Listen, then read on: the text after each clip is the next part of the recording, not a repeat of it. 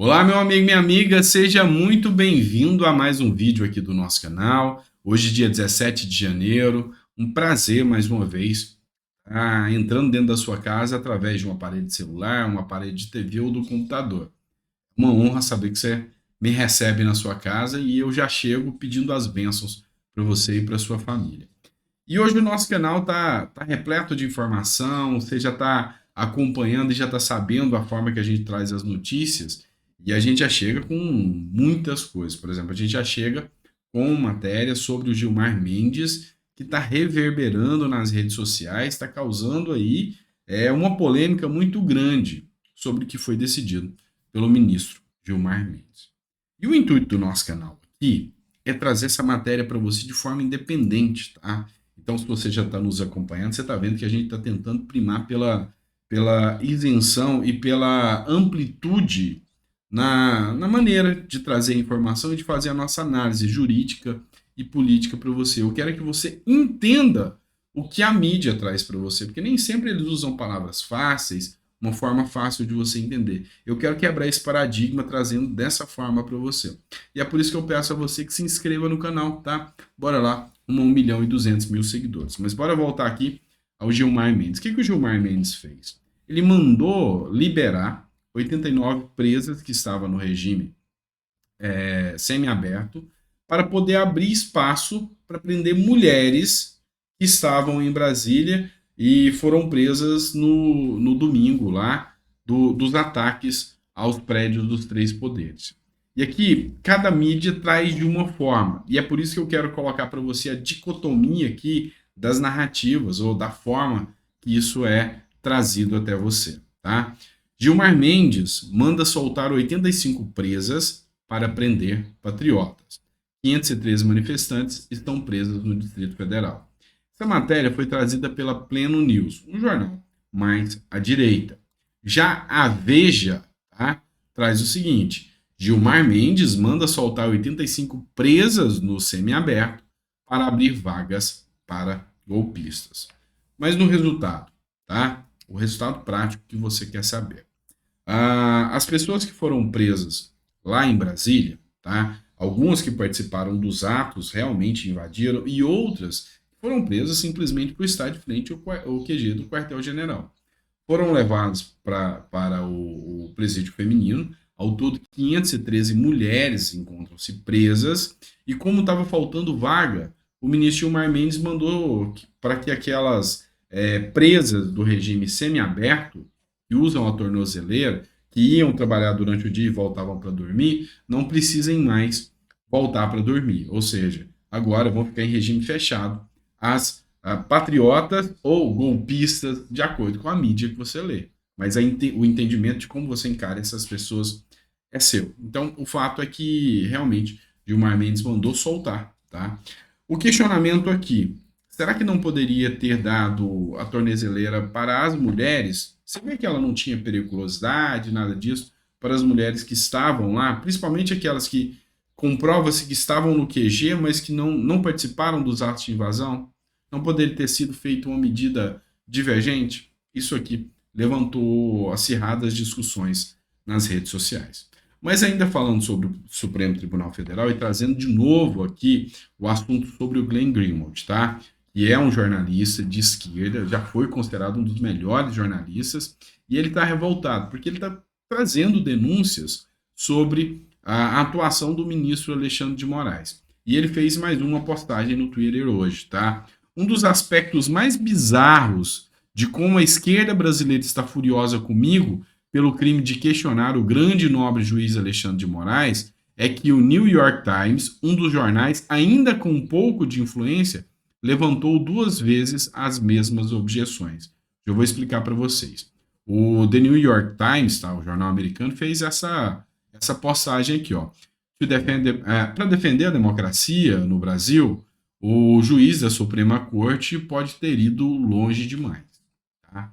O que acontece? O Glenn Greenwald, que é de esquerda, ele corroborou com a manifestação do New York Times, falando que, peraí, Alexandre de Moraes está causando censura, mandando derrubar redes sociais, está fazendo tudo isso.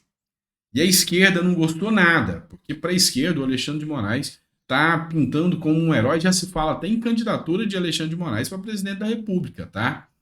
A grande questão aqui é que a esquerda está vindo com ódio para cima do Glenn Greenwald, está atacando inclusive o marido dele que está na UTI. E ele está fazendo essas postagens para tentar alertar as pessoas, inclusive de esquerda, sobre esse risco de dar tantos poderes ao ministro Alexandre de Moraes.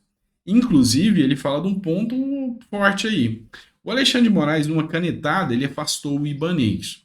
O próprio governador Zema já falou que isso é arbitrário, porque, e lógico, orientado por advogados, por juristas. Porque o Ibanez Rocha, que é o governador do Distrito Federal, foi afastado por 90 dias com base numa canetada, sem sequer um pedido, inclusive, da PGR. E Romeu Zema falou que isso é absurdo, tá? Por quê? Porque Romeu Zema teme que ele pode fazer isso com todo e qualquer governador. Mas, se ele pode fazer com todo e qualquer governador e Lula se cala para isso, será que o Alexandre de Moraes não pode dar uma canetada, tirando Lula e colocando o Alckmin no poder? Ou seja, será que não é mais preciso impeachment? Será que há algumas prerrogativas aqui podem ser usurpadas? Mas não é só a esquerda que está falando isso, não. Quer dizer, uma pequenininha parte da esquerda que está falando isso. A direita está questionando, como sempre. A Adriana Ventura, que é do Partido Novo, postou isso aqui nas suas redes sociais. O legislativo está de joelhos para o judiciário, tá?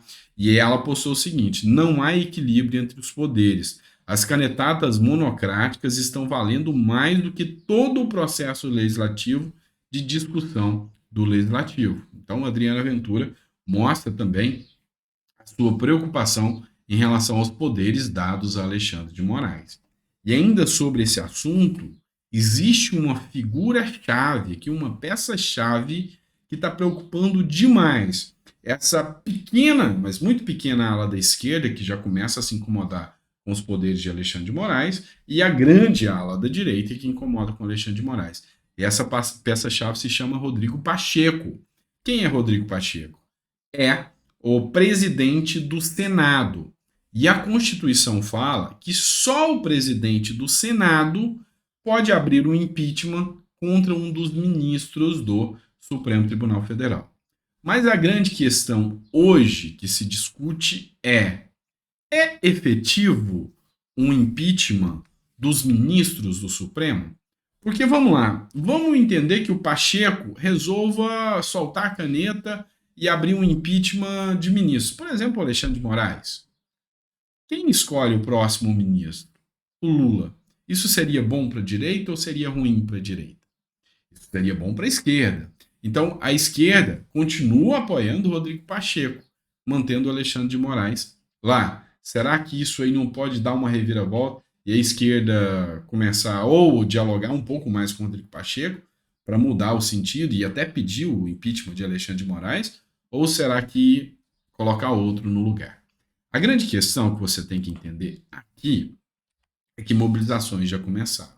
Essa matéria foi publicada no jornal Metrópolis.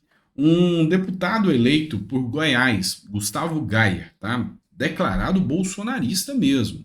Ele está fazendo uma mobilização nas redes sociais. Parece a importância, mas não é. É forte, tá? Ele mobiliza bolsonaristas para que pressionem os senadores para que eles não votem em Rodrigo Pacheco. Movimentação de deputado fez com que o nome de Pacheco estivesse entre os top trends, os mais comentados no Twitter, ocupando inclusive o 5º lugar. Ele tá com o Gustavo Gayer, ele tá com a plataforma digital, tá? Como vota senador, é essa aqui. E ele traz um placar da presidência do Senado. Não dá para confirmar se realmente o placar é esse ou não, mas segundo o placar, ele pede para que as pessoas liguem para os senadores e pressionem os senadores para não votar em Pacheco, para que Pacheco não ganhe, tá? Então, segundo o placar, 22 vão votar em outros candidatos, 24 está indefinido ainda, e 33 já confirmou que vai votar no Pacheco. E se o Pacheco não conseguir a votação maioria simples no primeiro turno, vai para o segundo turno, mas alguém tem que ter a maioria. 2 nomes já surgiram para concorrer com Pacheco. Um deles é senador Eduardo Girão. O senador Eduardo Girão é, sabe, oposição total ao STF. Coerente. Outro deles é o André Marinho, que esse é apoiado pela ala bolsonarista, mas tem uma grande rejeição de muitos outros, inclusive aqueles senadores do Centrão ali, que não tem uma ala tão ideológica, tá bom? Vamos lá. Mais um ponto para a gente falar aqui, para o vídeo não ficar muito longo, tá? Anderson Torres, tá? E aqui eu já vou direto, porque já deu 10 minutos de vídeo, eu não gosto de estender muito, porque vocês têm mais o que fazer. O Anderson Torres, a matéria publicada no G1, tá, do Bom Dia Brasil, fala o seguinte: já há recados de que Anderson Torres está se sentindo abandonado por Bolsonaro. Foi o que disse o Camarote, que é um dos apresentadores do jornal, né? E disse que o ex-ministro está preso, não recebeu suporte nenhum, Camarote é esse aqui, não recebeu suporte nenhum do Bolsonaro e que cabeças podem rolar. A Veja, através do Robson Bonin, tinha feito uma matéria aqui onde falava o seguinte: se for abandonado, não vai cair sozinho. Foi o que disse um aliado de Anderson Torres. Ou seja, a expectativa aqui por parte da esquerda é que Anderson Torres entregue meio mundo. E segundo eles acham que nomes importantes vão cair pelas denúncias do Anderson Torres. Está falando de Braga Neto, está falando de General Heleno, está falando de Mourão, está falando de talvez Moro, está falando do Bolsonaro. Tá? Então a preocupação deles, ou a expectativa deles, é que isso aconteça. Tá bom? Então, se isso acontecer e Anderson Torres realmente ficar abandonado, e é lógico que ele vai ser pressionado, é para que entregue os demais. Tá? Para que entregue os demais. Então, na verdadeira, uma verdadeira perseguição ao bolsonarismo, à linha ideológica bolsonarista. Tá? Feito isso, agradeço a você que ficou até o final. Coloca no comentário, só para instigar os outros, eu fiquei até o final. Tá? Te agradeço por tudo. Peço desculpas pelos erros que a gente comete aqui ao dizer alguma coisa. Isso é normal, eu sou totalmente imperfeito, como qualquer como qualquer ser humano, né? Mas assim, a gente tenta aprimorar para fazer da forma mais coerente, correta e centrado possível. Num momento, num período de tantas bolhas, né? De tanto ódio, onde a esquerda está tomada pelo ódio, a direita está tomada pelo ódio, as pessoas às vezes perderam um pouco a noção da visão ampla, tá? E eu quero tentar resgatar isso através do canal. Por isso que o seu comentário do que a gente pode melhorar é importante e do que a gente pode tirar de erro, porque erro a gente comete. Não tem como não cometer. Tá bom? Um abraço, fica com Deus e que seu resto de dia aí seja muito abençoado. Ó, tem mais 2 vídeos hoje ainda, tá bom?